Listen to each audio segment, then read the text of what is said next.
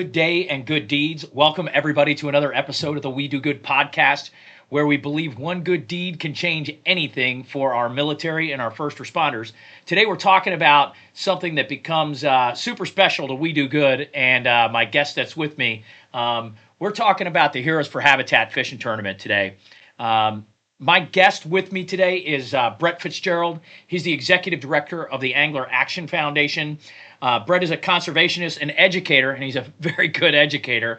But there's another side of Brett that a lot of people don't get to know, and it's something that he and I share a kindred spirit with. Brett is also a United States Army intelligence officer or enlisted, and he spent time as a paratrooper with the Special Forces operations. It's exciting to have Brett here with us today. It's a great opportunity to talk fishing, conversation, military, all the kind of stuff we'll get into. Brett, welcome to the We Do Good podcast, and thanks for being here today, brother. Charlie, thank you for the invite, my man. It's always a pleasure. It's always a treat to spending any time with you and having a conversation. So I'm very glad to be here. Well, I'm glad he started off like that. So wait till we have a few brewers. We've got a look today at the Angler Foundation and what's happening in your waterways, your seagrass restoration projects, why fishermen need to be a part of conservation. I think that's something important for us to look at and talk about. So what is it you see that on your end of the thing in conservation and a lot of the years you've been in it, where fishermen can really make a difference? Yeah, fishermen not only can make a difference, I think that fishermen are the only hope to make a difference in the future, to protect what we have as far as our habitats and our water quality, and to improve it in the future. And then just to elaborate on that point or to explain why, my belief has always been that you have to immerse yourself in that environment. You have to experience it, you have to love it and become a part of it and understand it. And that's really what it takes to become someone who becomes a passionate defender of it. So there's a lot of people think of fishermen as an extractor of a resource, but in reality, we are the people that spend the most time in the water, see the changes. We're the ones that show up at commission meetings and have concerns about declining fish populations or water quality issues. Water quality issues for sure, yeah. Right? We all see that. You know, Brett, you've had an interesting road to be where you are today. You served in the Army. You spent years educating people. You are an angler, and I mean not just a regular angler. You are a serious angler and know how to fish and fly fish, which that is an art form. Take us back a little bit, brother. Who is Brett Fitzgerald? And how did all those different parts of your life eventually lead you to the Angler Action Foundation? Yeah, it's a long and convoluted path, you know. I mean, it started from fishing with my dad and my grandpa and my grandma when I was, knee high. And still, if I pull out a moldy life jacket from somewhere, they all still smell the same after 50-some years. It just takes me back to rowing around in the boat with Grandpa and catching smallmouth bass in western New York. And he and my grandma moved down to Florida. That's kind of was the connection. Coming down, reading Florida Sportsman all my whole life. And then after I moved down here, my grandmother lived down permanently after my grandpa died. So I moved down to Florida to go to college and hang around her, kind of help her out. Not that she needed it, but you want to kind of. No, I've heard about your mom. You've told me some stories. That woman is absolutely capable. Yeah. But so then I went to school, got a master's degree, and became a speech pathologist. And when started having children, realized I needed to be home in the summers. Switched from the hospital setting to the schools. Had time, started writing fishing articles as a whim. Started writing for Florida Sportsman and started covering some conservation pieces, met the previous executive director of this foundation, started volunteering for them, and here I am 25 years later. Yeah, it's crazy, right? Yeah. How time just goes. So your time in the Army, which was unbelievable and I'm sure incredibly influential on what went through and transpired throughout the rest of your life, how would you say some of your time in Army leadership, different things like that, your time in service, helps you today in the mission and what it is you do? I'll be honest with you, primarily it's the great leaders that I was around. And I still draw on lessons from them. Whether it was in the intelligence side or whether it was in the special forces side, I've been around people that were just exceptional leaders. And I Nothing still like a good pull from leader. those lessons decades later, Yeah. and it also helped me recognize in the civilian world how to find other people who have those same qualities, and so you just surround yourself with, like you, people that they say your friendships get smaller and smaller as you get older, and I can definitely tell you that mine has been shaped by that experience. And anybody that I'm around now, including you, I could introduce you to any of them. You all have very similar qualities, and you would all get along. Good Yeah, people. you absolutely have those same qualities, I can totally agree with you on the way your circle shrinks, and the people that are around you help shape who you are and what it is eventually that you're going to become. I've always been interested, you being somebody that's so into fishing. I've always been interested into what took you from just being out there fishing and enjoying it to, oh, I got to do something about this. I got to make a change. I got to help something. What helped you with that? What was that deciding moment? Well, fishing to me has always been an immersive experience. I'm always paying attention to the birds, the sunrises, the sunsets, the plants, the trees, everything around it. It's not just catching the fish, it's being out there and experiencing the whole thing. So if you start to get used to an area that you maybe fish a lot, or you just get used to an area that's so pristine and beautiful, and then you start to see it being eroded or degraded for reasons that just don't make In any the area sense. we live, boy, have we seen that, right? Oh, no doubt about it. Yeah. And there's just a point where you try to avoid it because it's not what you're out there for. You're out there to relax. You want your blood pressure to go down, not up. But the writer John Gierich said it best. He's like, eventually one day you just wake up, you're looking around you in your trout stream, and you realize, screw it. It's time for me to join the trout wars. And that's what he was talking about. Somebody's got to stand up for the habitats and the fish and the birds and all that other stuff too, so that we have it to experience and enjoy. Yeah, absolutely. And man, you have done an amazing job for the habitats in our community over the last 25 years you've been in this. As somebody who really understands, what it is you do, there's a lot of people out there that know the name but don't understand what Angler Action does. What is the Angler Action Foundation, and what does it do? Yeah, we are primarily fishers. We're a nonprofit, and our board of directors is a very functional board. Everybody on our board has an area of expertise, and they really steer me along in a direction to keep things going in a direction. And what we try to do is educate anglers on the value of all these connected habitats, make sure the snapper and grouper fishermen out in the deep reefs understand why it's important for these upland areas of freshwater that are washing down and nutrient loading these reefs, and impacting the corals in a negative way, and vice versa. All these habitats are all connected. So it's educating anglers to understand what's important and why it's important, and why, how our role as anglers fits in this as well. And then specifically the projects we work on are very specific habitat restoration. As you mentioned, the seagrass. Now we've got over $20 million worth of projects in the works around the state now for pretty large projects. We're expanding our focus, bringing in some board members that have some expertise in coral. And we're all, those of us that aren't dive certified, getting in there, spending more time, and we want to help, That should be again, pretty connect cool. those types of fishermen and those types of habitats. And then the third part of that has always been data collection. I shouldn't say always, since 2010. We've designed several apps, fishing apps. Yeah, that's what exactly I was getting ready to talk to you about. So one of the things that people might not know, right, about the Angler Action Foundation is that data that you collect and how you collect it and what you do. The Heroes for Habitat Fishing Tournament has been running. This will be the third year, Yeah. and we run on the iAngler software, right? And this is the software that you all use in order to collect the data that's out there in these areas to learn more about fish and their habitats. Can you tell us how you've managed to come up with this great idea of using software to help people do things that they love and collect data and make a difference in our community? Yeah, well, I wish I could take credit for it, but it was really a response to the cold snap we had in 2010.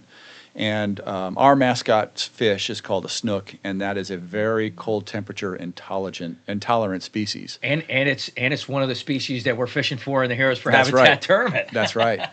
But that cold snap killed a lot of snook down in peninsular Florida, and FWC just had no way of understanding what the damage was done to that fishery. They closed it on an executive order. They closed the fishery down, which basically shut down their opportunity to get data from fishermen at boat ramps. No one's out there targeting snook. They're not going to have any snook data for them. So they knew we were tied into snook anglers, and they asked us, hey, can you ask these snook fishermen these set of questions so that we can get a handle? Long story short, snook fishermen are crazy, passionate. They were very involved. Everyone was concerned about the population.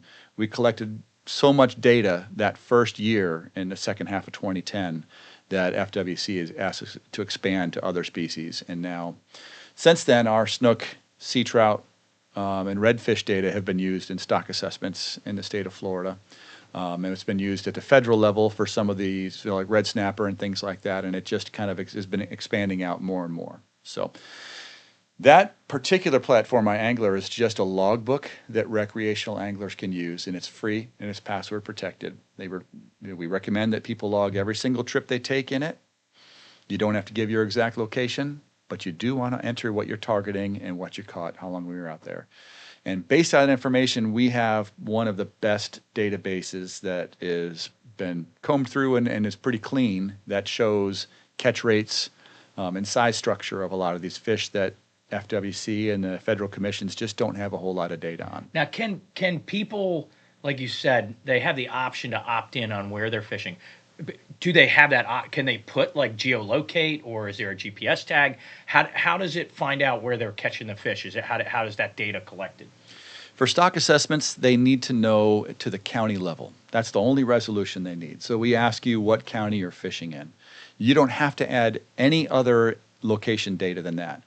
You personally can name all your spots. You know, this is Charlie's secret snook spot, but not put the coordinates in. But that way you can go back through and sift through your own data, and you can pull all the weather buoy data through our app, and you'll be able to look at sunrise, sunset, moonrise, moonset, tides, winds, and look at that data and see what days you caught the most snook on that spot, what days you didn't do so well.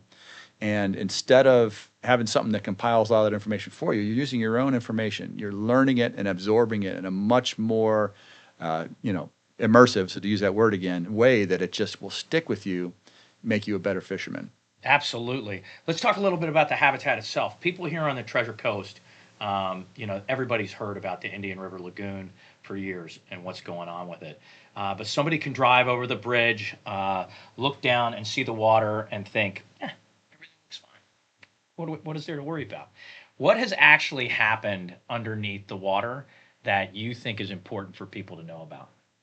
Yeah, that's a great point. And that comes back again to why it's important for people to get out and experience the water to understand that change. Because I have heard people that live in a condo on the ocean say the exact same thing. I don't see that. I don't understand. I've been living here 80 years. The ocean was blue when I moved here, and the ocean's blue today. But there's also way less fish, way less biomass, way less birds, all that stuff. The Indian River Lagoon is celebrated, as one of the most, if not the most diverse estuary in our country. And a big part of that has been seagrass. You've always had very healthy seagrass until recently. And for whatever reason, that died off, and it's slowly coming back. But there are a few species of fish that are really, really tied into seagrass. And sea trout, where a lot of records are caught here in this area in the lagoon, they just disappear. Oh, man, I had one of the coolest conversations with you about sea trout. It was actually with Mark Nichols from DOA Lures. Mm-hmm. And he was talking to me about the difference of what he's seen. And I'll give away the area. I hope I don't get killed for it. But it was out by the nuclear power plants. Beep, beep, beep, beep, beep. And he said the difference in what you could catch before and what we're able to bring in now, he just was super excited to see that difference. To have an angler like Mark Nichols say something like that and kind of give you credit, and then also know that he's out there and he's seeing that difference is really super cool. Can you tell me a little bit about your relationship with Mark at DOA? Well, Mark, I would be pretty confident in saying that nobody has caught more sea trout in the lagoon than him, on a hook and line. He's an incredible fisherman and knows trout inside and out, and he is a great guy. So, absolutely. And he's just been someone that has been supportive of our mission. He understands what we're trying to do, and I've just always appreciated being. He's just always been very forthcoming with his knowledge I've always been an approachable guy, and he, not for nothing, he sells a hell of a good product. Yeah, absolutely. My son and I use his lures in all different kinds of places, and we do nothing but catch fish when we use his lures. So that's always great. Listen, man, this is like kind of the part where I want to talk a little bit about us, how we got together, how our organizations started to meld and help, and it's kind of easy to see the connection between you and I from the military thing, but I want you to tell us a little bit about, how you felt the connection happened and how we got going together. Well, we met through one of the events that I look forward to every year, starting from the next day. Brewfest. The Treasure TC Coast Brewfest, baby. Yeah, yeah. And both of us being lucky enough to be benefactees of that great event. It is. I am a craft beer drinker. I've been a brewer for a long time, not as much as I used to be, but I still appreciate. You made some pretty good beer. I've made a lot of beer. I don't know about pretty good. Glad you think so, but yeah, just one of the best events. Always wide open. Always, just great brewers are there, the organizers, the volunteers, which, we provide, both of our organizations provide a lot of those volunteers. But yeah, just from day one, our booths are next to each other, and I was kind of looking around going, who is that guy? Who's that little energizer? But that guy just cannot be stopped. Absolutely. And you've helped me become, even more unstoppable as time goes on. Again, you said that thing about circles and having the right people around you, getting to see your leadership and who you are has definitely made me a better leader and a better person. I don't think I'd be as far along with my nonprofit as I am without some of the lessons I've learned from you. As a veteran yourself, what would you say, for the people, for our program, the Heroes for Habitat fishing program, where we take the vets out on the water, we take them fishing, we go snorkeling, we get involved with some of the rehabilitation of our waterways, and we educate. As a veteran yourself, what would you say you think people that served get from going out and being out on the water? Boy, that's a great question. Everybody's soaks that experience in differently. For me, it is my reality. That's where I can go and just recenter my soul. That doesn't matter how bad things are going. If I can get out, and it might be scuba diving anymore, or it might be snorkeling, or it might just be taking the canoe or kayak or wading out or fishing, but it's just getting away. And that's the time where there's never the impulse to check your emails. You just can be totally settled down. It drops your blood pressure. It allows you to recharge. And I come back from that with new energy. Because in my mind, those beta waves are going. And I am sort of thinking about what I need to accomplish outside of the grind. And, veterans, what I love about your program and getting veterans out there, veterans, in my experience, we inherently like to help other people. Absolutely. Sometimes we need a little bit of help ourselves, But if we can provide that little bit of help, just to help our fellow veterans, these women and men that serve, that have that generous heart and want to be a contributor to society in that way, just getting them a little bit, their feet back under them a little bit, allows them, I think, to be able to spread that love out a little bit further as well. So I believe that the rewards on it go far beyond just the veterans you're helping. It allows them to be better people and better contributors to society. It's awesome that you say it like that, because I couldn't agree more. And one of the cool parts about the mission itself is for the Heroes for Habitat program is, instead of telling people you're coming here to get help, or we're going to work on your mental health or whatever else, we're not saying that. We're saying that there's work to do. There's restoration that needs to happen. Yeah. There's help that our waterways need. Come get involved. Come see what it is we're doing, but at no cost to yourselves other than your time, and then some peace of mind and some clarity that you get at the end of the day when you come off of one of our missions, being out at the water and making a difference here in the community. Veterans and first responders that go through the program and get involved, they're so fortunate.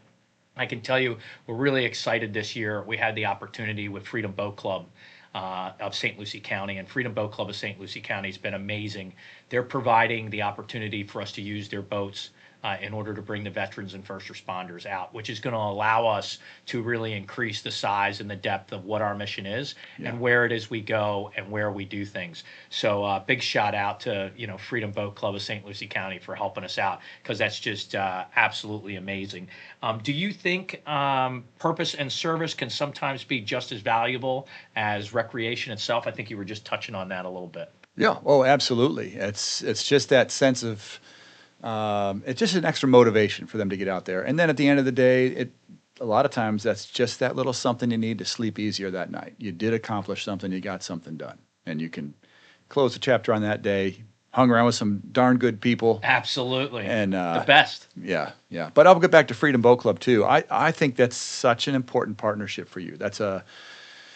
Freedom Boat Club is real opportunity for people that otherwise might not be able to afford their own boat. Absolutely. This is a great way to introduce people to that side of fishing. From looking at it, many of them, people that are wading or have a paddlecraft or bridge fishermen, and they don't see it from that other side. Or just can't afford a boat. Yeah. I mean, boats are not. That's not an inexpensive process to take on as a boat. That's right, and that's a great way to get people involved. And I wish more people were aware of what's offered from places like Freedom Boat Club, because it's a great opportunity to get out and learn. Yeah, Freedom Boat Club of St. Lucie County is absolutely amazing, and it's so cool that the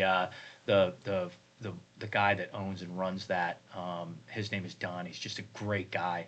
And his father was a United States Marine. Right. Absolutely awesome guy, gunnery sergeant.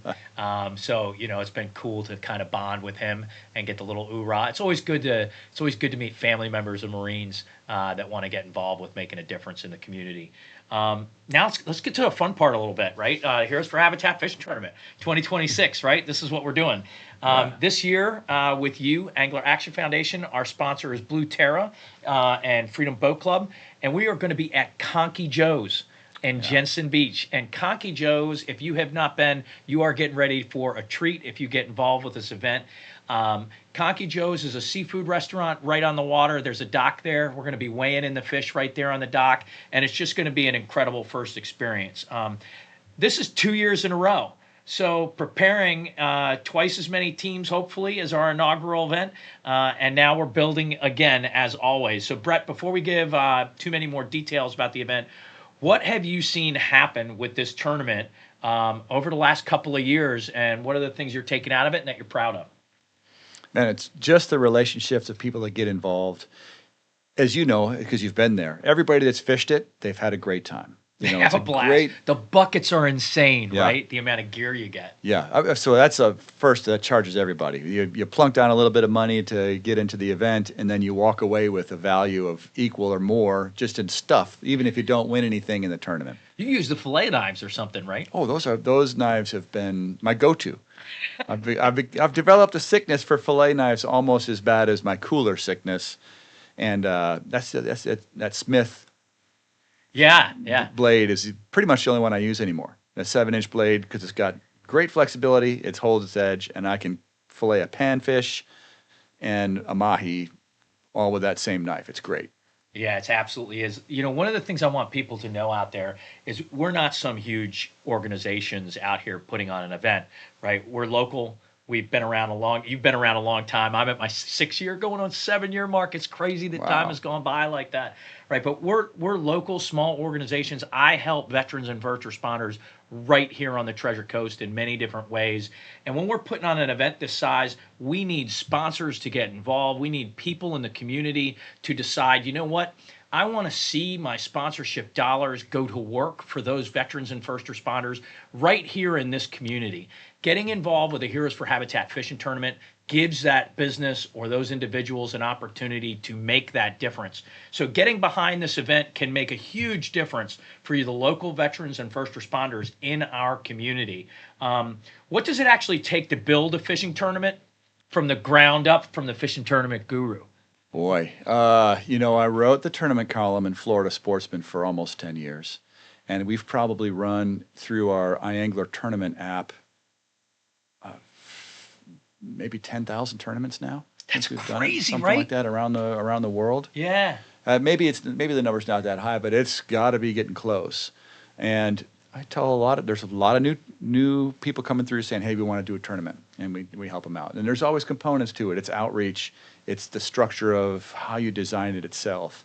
And if you want to talk this like for advice for people that are thinking about doing it, my first bit of advice is keep it simple, because most people that fish tournaments say, it'd be cool if instead of it just being who gets the longest fish, you start including a whole bunch of different variables. And believe it or not, every time you add one more variable to what the angler has to think about while they're out there competing or having a good time, it exponentially puts stress on their day and creates an opportunity for things to get weird, both from their side. Phase. Keep it simple, stupid. Yeah. That's really it. Let them focus on just one or two things that they can just have a great time and put all their energy on those types of things. That said, a little bit of variety in a species that they can catch to open it up doesn't hurt either, So, but outreach, having a message, having a mission like this that really is important. What you're doing, obviously, no one can challenge the validity and the importance of what WeDoGood does. You can't contribute to this and not feel good about helping you guys out.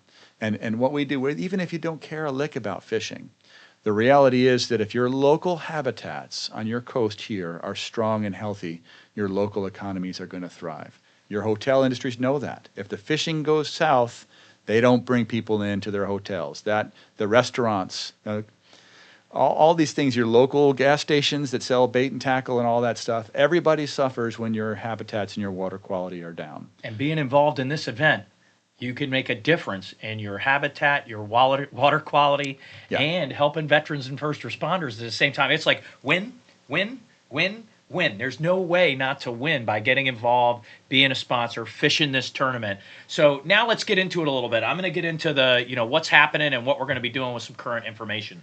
All right, the Heroes for Habitat tournament is going to be captain's meetings on September 11th. We're going to open the doors at 4:30, but we're probably not going to start talking or reading out the information until probably 5:30, 6 o'clock. But one of the cool things you need to remember is that we are a military organization for our veterans and first responders, and 9/11 is a big deal to all of us. So you can rest assured the color guards are going to be there. We are going to celebrate and remember those that we lost on 9/11 at that captain's meeting and bring it in right. Then on September 12th at around 7:30 a.m., lines are in the water. That means you got to be on your boat. You got to get there. You got to get your bait. Stop by Snook Nook. Pick up your bait. Get your bait. Get out in the water and do some fishing. If you're further south, you can always stop by Fish Heads and grab some bait and stuff like that. That's another great spot. But get out there in the water and get your lines in by 7:30. Then you follow the rules that you'll learn at the captain's meeting, and you fish until about 3 o'clock. I think we're going to be calling it. And at that time, you're going to come back to Conchy Joe's. And you're going to weigh in right there at Conchy Joe's on their incredible dock. We're going to have Rich Corboy, Yachts by Rich, is going to be out there doing the weigh-ins with the guys from the Snook Nook. We're going to take that weigh-in, get it done, then you can come on inside, start enjoying yourself, and we're going to have an awards ceremony. There's going to be a great band there at Conchy Joe's that night. This is going to be an evening and a day and a time that's going to be different than a lot of the other events and fishing tournaments you've gone to. This is about remembering what we're there for on 9/11 and celebrating our first responders and our heroes that served this country. Then, just so you know, it's about $250 a boat, which is really not a lot of money for one of these fishing events. It's right in line what they are. But I can tell you, like Brett said earlier, man, what you get inside of these buckets is phenomenal. Yeah.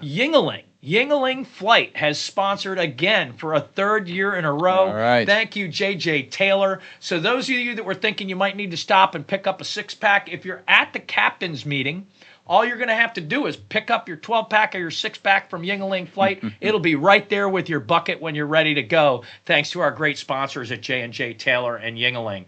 So make sure you come out, you get involved. You can go to the website. I'm going to throw it up on the screen here real quick. That's WeDoGood.org. Click the blue button. Once you get there, if you need to register a boat, click register a boat. If you want to volunteer, click volunteer. If you want to become a sponsor, sponsor away, because that's where we can really make a difference for those of you that are out there.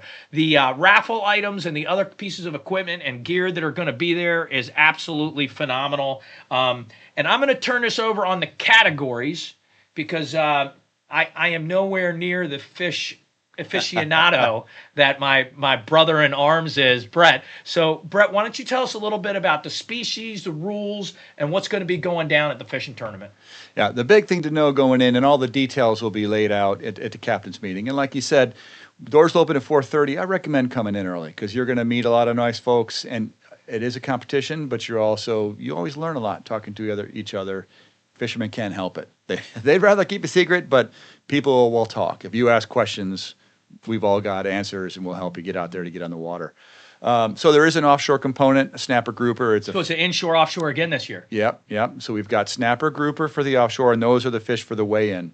And it's your best 5 fish for your boat. Of course, anything that's legal counts. Anything it's got to be in season, and it's got to be of legal size. Yeah, don't bring any legal fish. Yeah.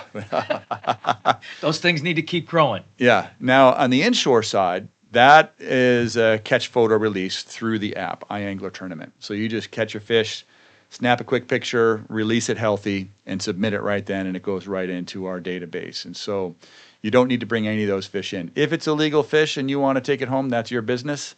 But for the purposes of this tournament, do not bring any of those inshore fish to the weigh-in. I believe we have amberjack as part of that. We have an amberjack. It is, yeah. Yeah. So it is a little bit different than a lot of these offshore tournaments here. And that way, we do a lot of kingfish, mahi, and dolphin. Dolphin and tuna. Yeah, we wanted to do something different that the kids can get involved with, the family can get involved with. You can be inshore, offshore, and enjoy the day. And stranger things have happened. If you're fishing inshore for snook, and you get into a couple of nice chunky mangrove snappers, and you were going to bring them home anyhow, bring them to the weigh-in, because we have had small snappers add up and walk away with a prize. Absolutely. You just never know. Absolutely. Can somebody participate in the tournament? I know this year we were going to open it up a little bit different. And we're going to have a kayak division this year? Yeah, there will be a kayak division. It's a separate prize category, a separate entry fee. Check out the website to get those details, but that's definitely something that will just open the door to more people coming in, experiencing the day with us, and an opportunity to contribute to our charities and have a great time without coming in at the boat, $250 level. And that will be more an independent.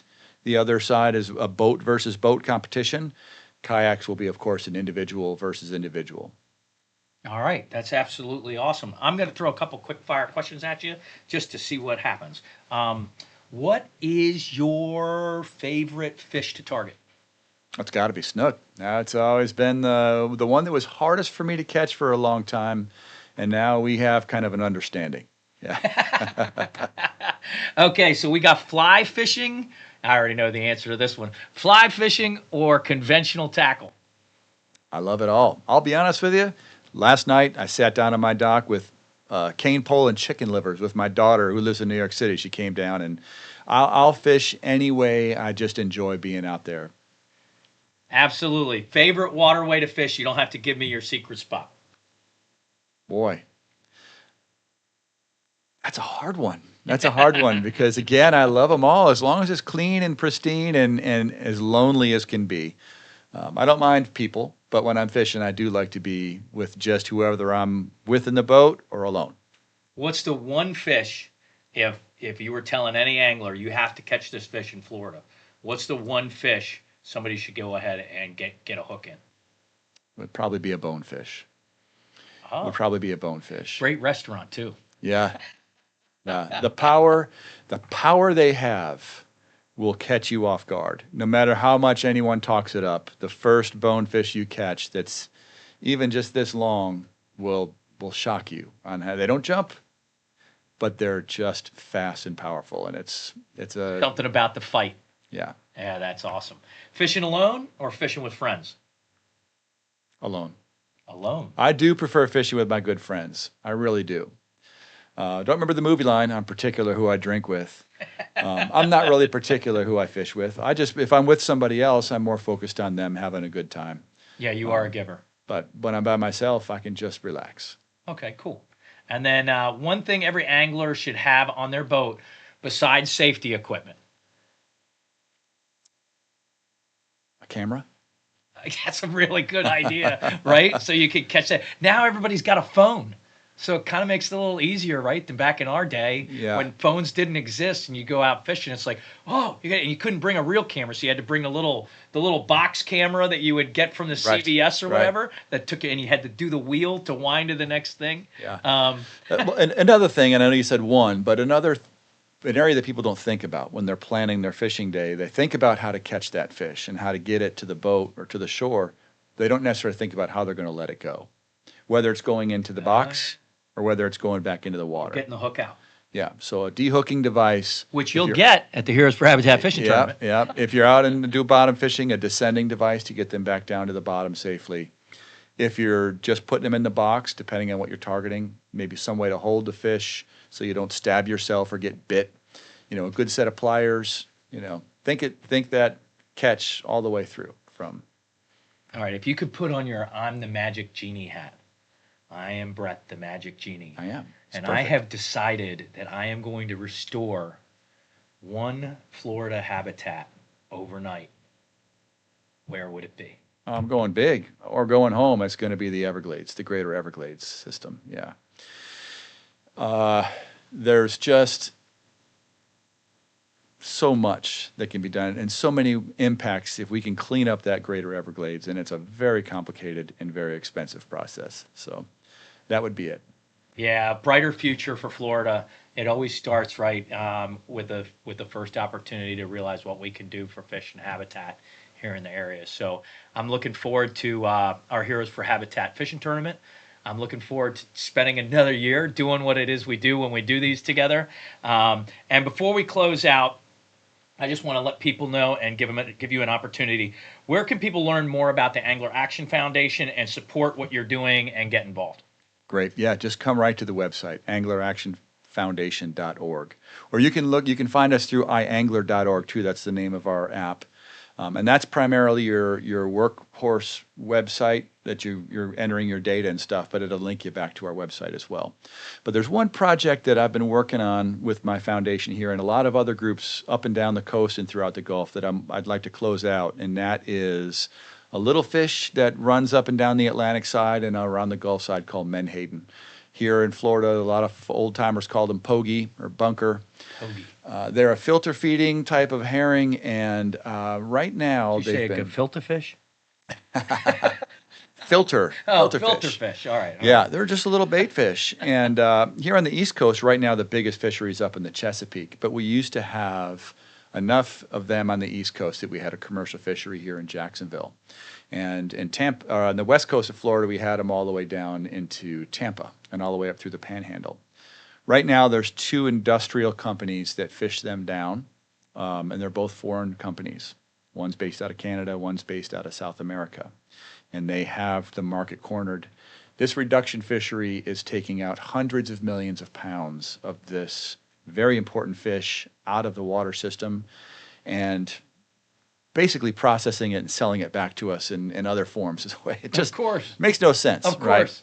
But aside from that part of it aside, the value of that fish in the water as a protein source for a lot of our game fish, from stripers up in the East Coast and snook and all of our other inshore and nearshore fish, the way that mackerel fishermen, if you go back before they were wiped out here, and the old timers talk about mackerel and bluefish and all these other nearshore species that really were abundant based on the protein they got primarily from these menhaden.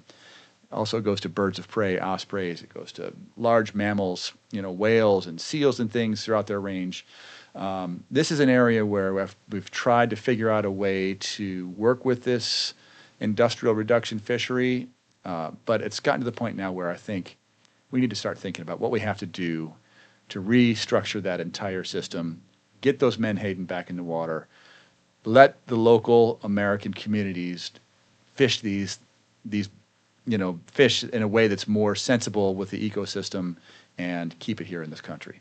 Yeah, absolutely. So I'm glad you finished up with that. On our end, I want to bring everybody back to get involved. If you're looking for a way to get involved with We Do Good, The ways you can do that, WeDoGood.org. Simply go to the website. You can look at the different things we do.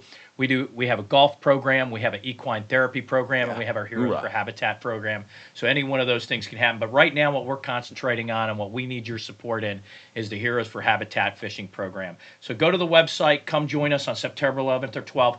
Whether you're an angler, a boat owner, a veteran, a first responder, whether you're a volunteer, local business owners, ding, ding, ding, especially those local business owners that are veterans or first responders themselves. Let's get involved.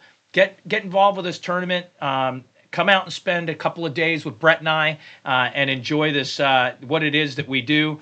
On behalf of the Angler Action Foundation and We Do Good and our sponsors, Blue Terra and Freedom Boat Club, I want to thank everybody for watching us here today. And great days, good fishing, and good deeds to everybody out there. Don't forget, let's help our military and first responders in any way we can. Until next time, I'm Charles Dame with the We Do Good Podcast. Thanks for coming out.